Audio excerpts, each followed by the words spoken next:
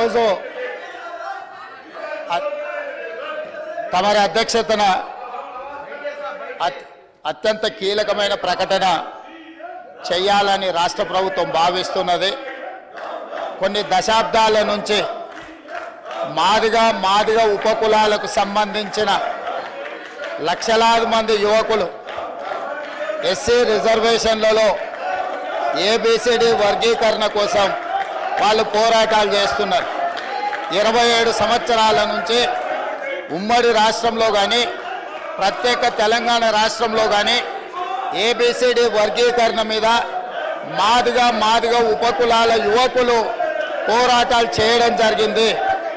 వారి పోరాటాల ఫలితం ఒకనాడు ఇదే శాసనసభలో మాదిగ ఉపకులాల వర్గీకరణ కోసం వాయిదా తీర్మానం ఇస్తే నాతో పాటు ఆనాటి శాసనసభ్యుడు సంపత్ కుమార్ను కూడా ఈ సభ నుంచి బహిష్కరించడం జరిగింది.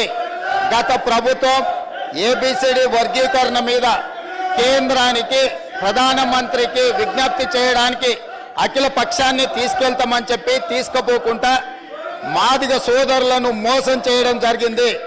కానీ డిసెంబర్ 3, 2023 నాడు ప్రజాప్రభుత్వం బాధ్యత తీసుకున్న తర్వాత తక్షణమే మా ఉప ముఖ్యమంత్రి గారి సూచన మేరకు మాజీ ఉప ముఖ్యమంత్రి ప్రస్తుత మంత్రి దామోదర్ రాజనరసింహ గారి నేతృత్వంలో మా శాసనసభ్యులందరినీ అడ్వకేట్ జనరల్ని ఢిల్లీకి సుప్రీంకోర్టుకు పంపించి న్యాయ కోవిధులతోని చర్చించి సుప్రీంకోర్టులో బలమైన వాదనను తెలంగాణ రాష్ట్ర ప్రభుత్వం కాంగ్రెస్ ప్రభుత్వం వినిపించడంతో ఈనాడు సుప్రీంకోర్టు మాదిగ ఉపకులాల వర్గీకరణకు అనుకూలమైన తీర్పునివ్వడం జరిగింది.